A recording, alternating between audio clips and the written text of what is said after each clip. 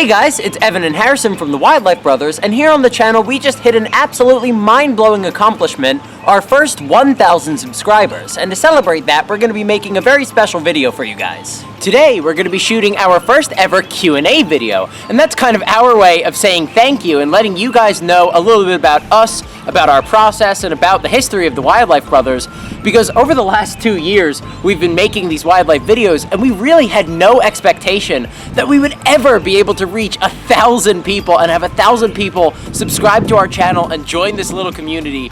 It's really kind of mind-blowing. It really is. We're very excited to get this video to you guys as a way of saying thank you for all the support you've given us over the years. So let's get into it.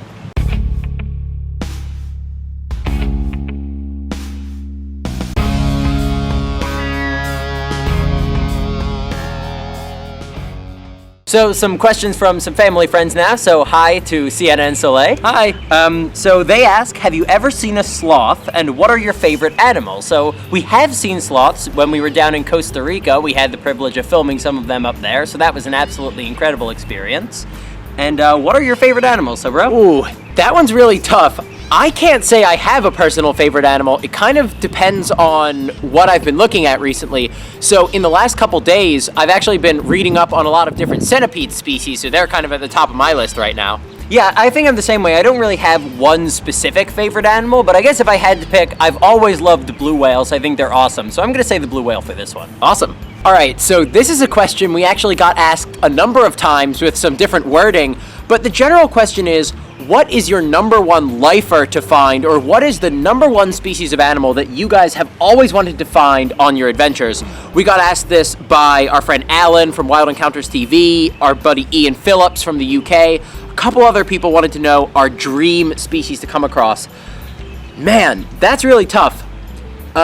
I think for me, my personal lifer in terms of reptiles is going to be the Japanese keelback or the tiger keelback. That's a great choice. They're a species of snake that is both venomous and poisonous, and I've always wanted to get to interact with an animal with that special of an adaptation. Absolutely. I think for me, it's also going to be a snake. I have always been a huge fan of cobras, so I think I'm going to say the monocled cobra is a huge lifer for me. That would be an incredible experience. Our good buddy Spencer from My Wild Backyard asks, if you could discover a brand new species, what animal group would it be in and what would you call it? Wow. That is a fantastic question.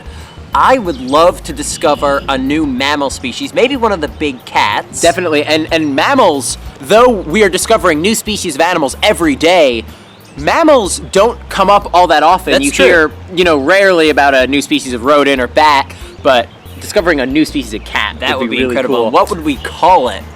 I think it would really depend on what it is we're looking at. Yeah, and for me, I would love to discover a new species of deep sea fish, anything that is just in a complete genus of its own, never been described before.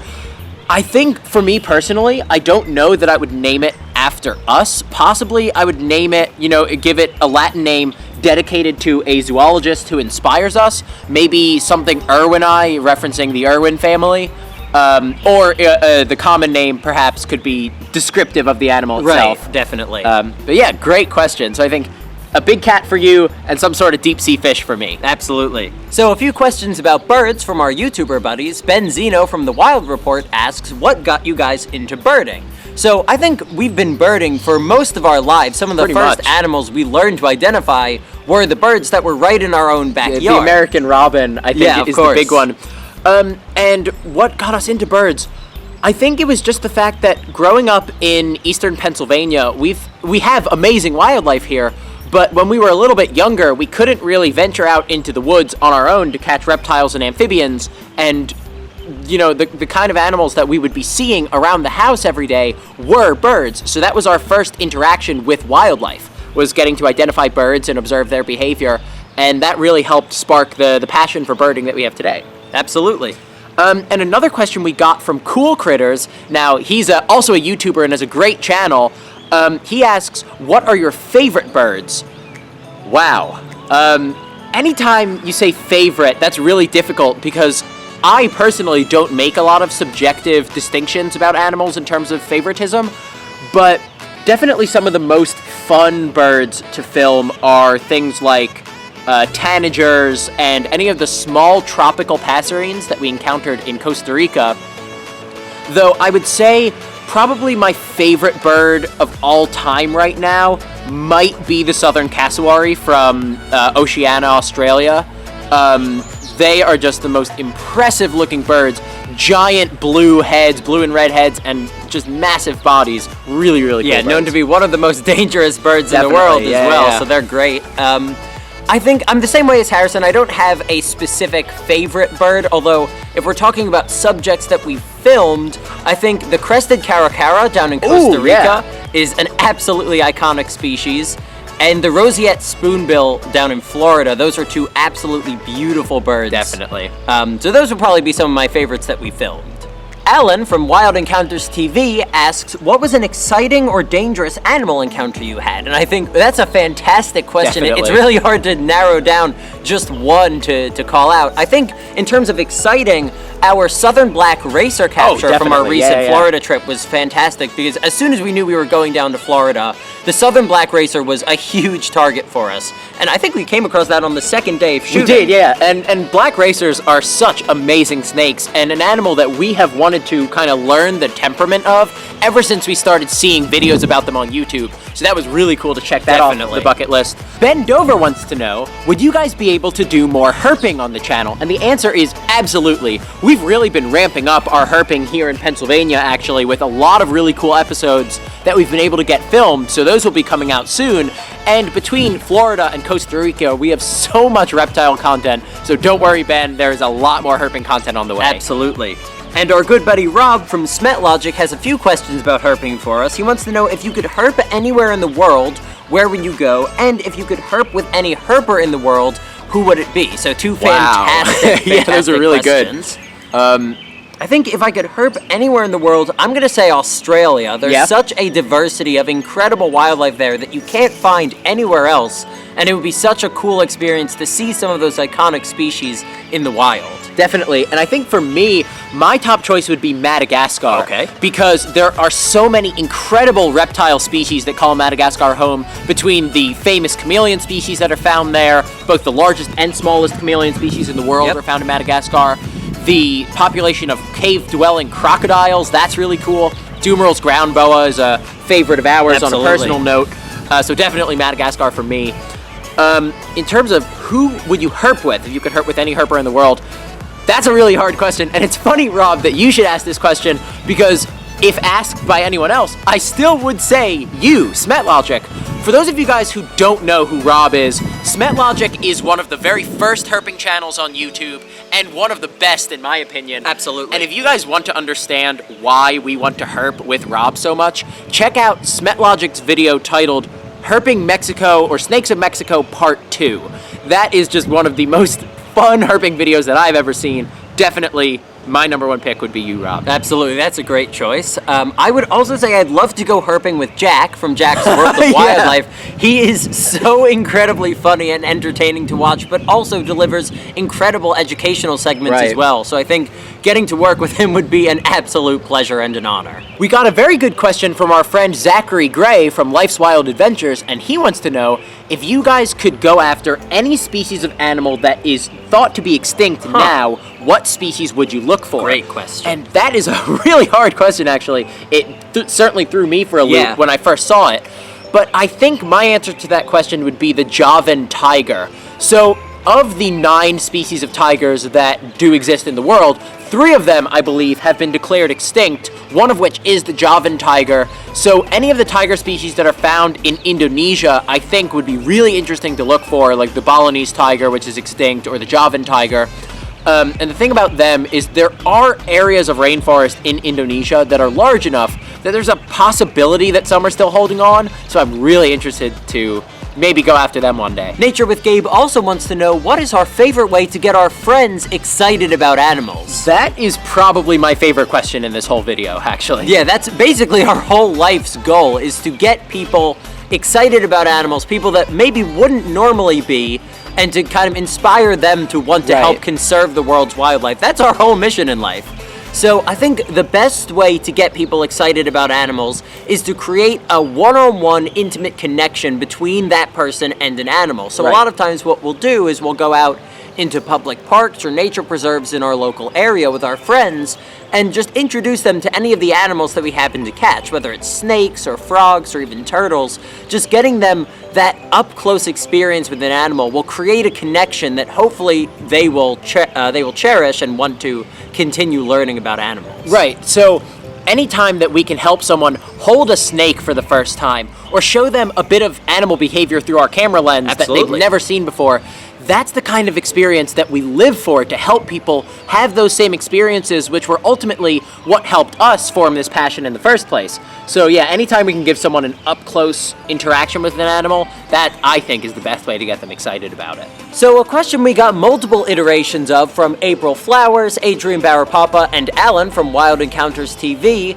is, how do we get our interest in wildlife and kind of where does our passion come from? So I think by far our biggest inspiration for our passion for wildlife is from The Crocodile Hunter with Steve Irwin. Definitely. From the time that we were around 5 years old, we were watching The Crocodile Hunter religiously, and we were just captivated by Steve's presence as a presenter and kind of how he communicated his passion for wildlife to a larger audience. And I think a lot of our presentation and the way we run our YouTube channel is reflective of the kind of wildlife content we watched growing up. Absolutely. Between the Irwin family and Steve, the Kratt brothers, Jeff Corwin, they were all our huge inspirations that kind of drove the obsession about wildlife that we had when we were kids, which has become the passion for zoology that we have today. And it was them who really inspired us and helped us reach the decision that we would like to one day host a wildlife television program or some sort of media platform like a professionally run YouTube channel. We want that to be our career. And there are so many other people who have pushed us to create more content as YouTubers, and we are going to talk about that in just a little bit. We would never have been able to hit this incredible milestone without the help of some hugely influential channels that have helped us on our YouTube journey in creating the Wildlife Brothers. So we'd like to extend a huge thank you to all of those channels that have helped us along the way. Absolutely. There are a few channels that actually inspired us to start the Wildlife Brothers in the first place, namely The Wild Report with Ben Zeno, Life's Wild Adventures with Zachary Gray, and Wicked Wildlife with our good friend Nick. So those are the first three wildlife channels that we ever came across that were doing their own kind of freelance videos. So they're not working with huge budgets and production teams, but they are making incredibly educational and fascinating wildlife content that we watch literally every day. So huge thank you to you guys, and they were also some of our first supporters on the channel. And there are so many other people, including people that we've gotten to work with, which is insane. Yes, we've had the pleasure of actually working in the field with some fellow wildlife YouTubers, which is an absolutely mind-blowing experience. It's such an honor and so humbling to actually get to work and learn from people that are in the same lane as you. We've gotten to work with Emilio Pazmino from Animal Encounters, Eli and Luke from Two Wild Boys TV, and Chris Ignato from Nature Now. And those are hugely inspirational channels for us, getting to kind of see their process and how they attack wildlife education. And learn so much from them. Absolutely. I mean, on all three of those shoots with Chris, Wild Boys, and Emilio, we learned so much. Oh, a ton. That there's literally nothing better than working with other YouTubers. And there are also some voices in this community that we really think are underrepresented and undersupported. So people like Spencer from My Wild Backyard, Adventure Ed, Alan from Wild Encounters TV. Cool Critters as well. Cool Critters, Trail of the Wild. So many voices on this community that are all part of this amazing group of wildlife YouTubers who have really come together. A lot of you guys don't realize this. We talk to different wildlife YouTubers literally every day, and we would not be nearly as far as we are on the channel today without the help of these people. So what we wanted to talk to you guys a little bit about is actually something that seems a little bit odd, which is the purpose of our subscription box. So Ev, you want to talk about that a little bit? Absolutely. So on any channel page on YouTube, there's a little tab that you can hit that just says channels, and it basically, if the YouTuber chooses to make it public, you can see all of the channels that they are subscribed to. And for us on the Wildlife Brothers, we are very intentional with our subscriptions. Not only are these channels whose content we watch almost every day, anytime they upload, we're right there in the comment section, but also these are brands, wildlife education brands that we support. Exactly. And would highly encourage you guys to check out as well. So if you like what we're doing here, the content in our subscription section is absolutely things that we think you would enjoy as well. Exactly right. So what you can do is you can go to our channel and use the feed to look for all subscriptions, and it will show you all of the 30 plus channel. I think it's about 30 now. I believe it is.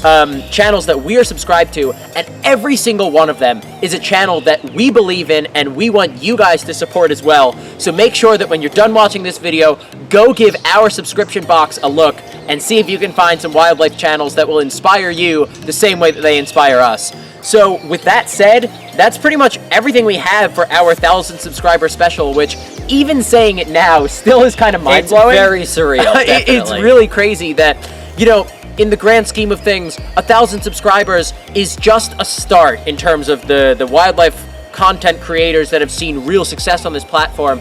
But in our minds, 1,000 people supporting what we are doing is success beyond what we could have ever imagined. Absolutely. So thank you to each and every one of you that have been with us on this wildlife journey. We have plenty more content coming for you guys. This is certainly not the end. Absolutely. For the Wildlife Brothers. This is just the beginning. So again, huge thank you to all of you. We could not have done this without your support. So Emilio Pasmino wants to know, when are we going to see some of those cool flips? Well,